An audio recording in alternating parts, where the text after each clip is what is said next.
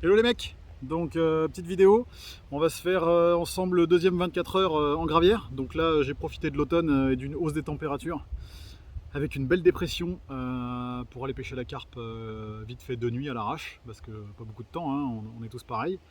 Et à partir de là je vais vous emmener pour aller tendre les cannes sur le lac ensemble. Vous verrez un peu ma technique avec le flotte tube.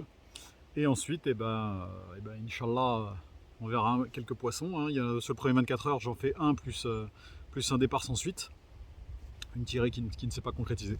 Donc voilà, je fais une jolie miroir de 18 kg ce matin, juste avant le lever du jour. Et puis on va voir ça ensemble pour le deuxième 24 heures. Le vent souffle beaucoup plus qu'hier. La pluie tombe un peu comme hier, mais par contre on a un gros vent qui vient de se réveiller. Et des températures qui sont un peu plus clémentes, hein, des pressions sud-sud-ouest, comme souvent à cette période. Anticyclone des Açores qui pousse la masse d'air de la Méditerranée, qui nous ramène du chaud, du vent et de la pluie. Voilà, donc on va de ce pas déposer. On va peut-être filmer un peu les appâts et puis derrière on déposera ensemble sur les bons spots. Et voilà, et plus si affinité. Bisous. La suite, petit focus sur les appâts. Donc je vais vous montrer les. Donc premièrement, un petit bonhomme de neige SK30. Monté donc sur un hameçon crank X, le petit liner Criston, un incognito Criston et le petit tackle Criston, hein, montage classique. La deuxième, ce qu'on appelle un tricheur, je sais pas si on appelle toujours ça un tricheur. Hein. Tiger, faux maïs et SK30, monté sur un crank, là monté sur une 13 gainée Criston à nouveau. Voilà, le petit tackle Criston comme d'habitude. Et pour finir, un peu dans la même veine, le montage bonhomme de neige mais avec une bouillette de 18 et une bouillette de 14 en pop-up, liner, incognito Criston, petit tackle Criston et plomb herbe pour pêcher près d'un gros herbier. Voilà, les poids du plomb sont de la distance de pêche que je pratique. Donc 120 grammes pour la canne la plus au bord qui doit être à une soixantaine de mètres à peu près. Hein. Et les autres un peu plus loin, je mets un peu plus lourd, histoire d'assurer un bon autoferrage rapide, puisque je pêche en nylon obligatoirement ici. Donc là, qui dit nylon dit élasticité, donc dit prise de tension un peu plus lente sur l'autoferrage lié à la puissance du frein. Voilà, donc il n'y a plus qu'à aller mettre les waders et aller tendre des cannes. Un petit dernier point sur le flotte tube, les waders. Très important, hein, de trouver des waders dans lesquels on est bien là. Donc là moi c'est du néoprène total.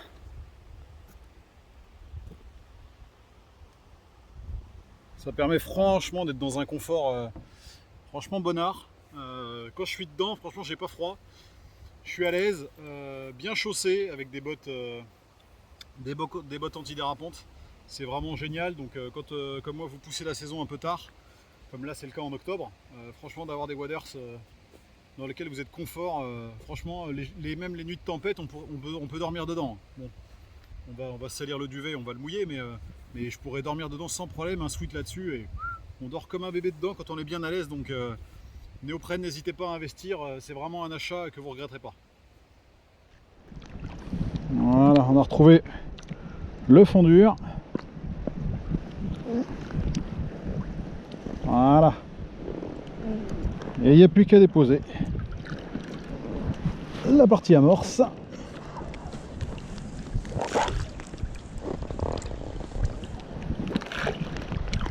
Un gros avantage à nouveau du flotte tube, c'est qu'on peut gentiment palmer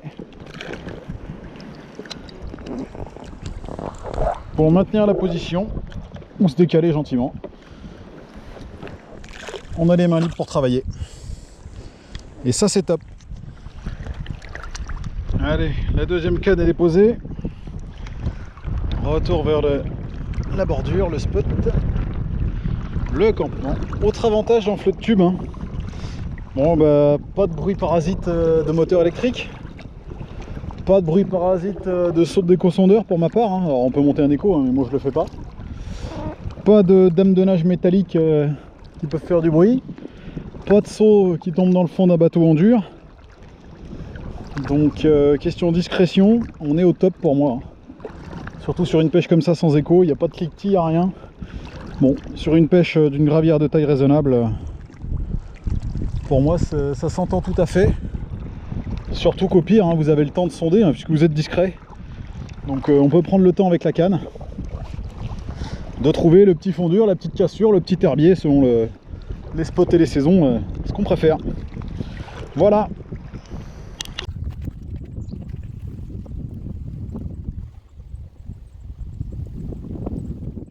Petit débrief de la nuit, donc bien pluvieuse, bien venteuse.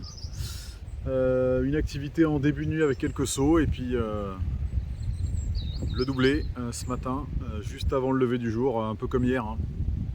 Je pense qu'il y a un créneau horaire de passage dans la baie.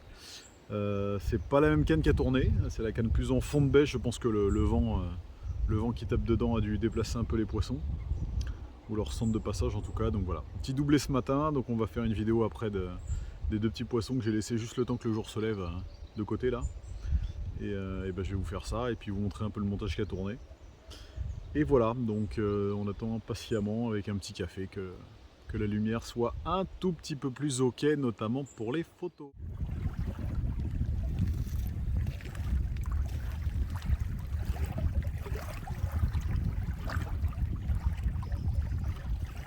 Donc voilà le premier des deux poissons, une jolie miroir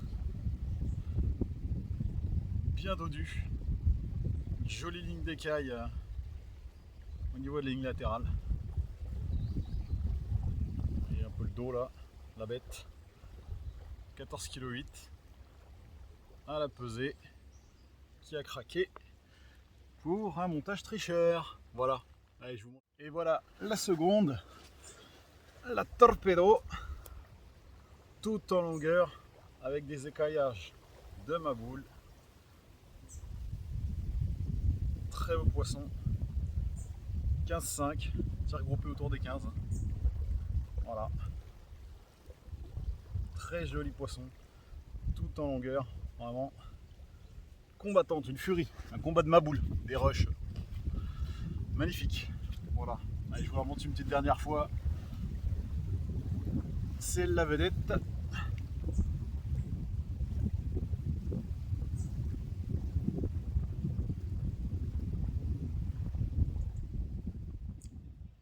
Petit point matos avant de remballer. Donc le matériau utilisé pour cette nuit, comme pour la première, hein, ce qui ne va pas changer, c'est le matériel canne. Donc une compétition Sportex 10 pieds, elle est top pour déposer en flotte tube. Hein, c'est vraiment ce qu'on cherche à avoir. De ne pas s'encombrer plus que ça là, donc on est plus gros que le flotte mais raisonnablement, donc on peut poser la canne sans être trop gêné. C'est plus léger, tout va bien. Un petit emblème, hein, 5000, la taille classique, donc ça c'est l'édition black. Bon, pour des raisons esthétiques avec les cannes noires, je trouve que ça matche bien. Voilà, donc du solide, du costaud, du simple, hein, on n'a pas besoin de bobine long cast.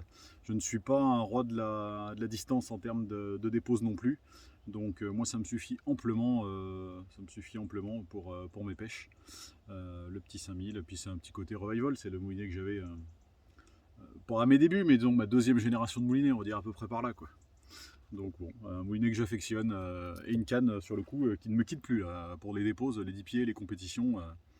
C'est vraiment un rapport qui a été pris bluffant avec un blanc garanti. C'est vraiment assez intéressant.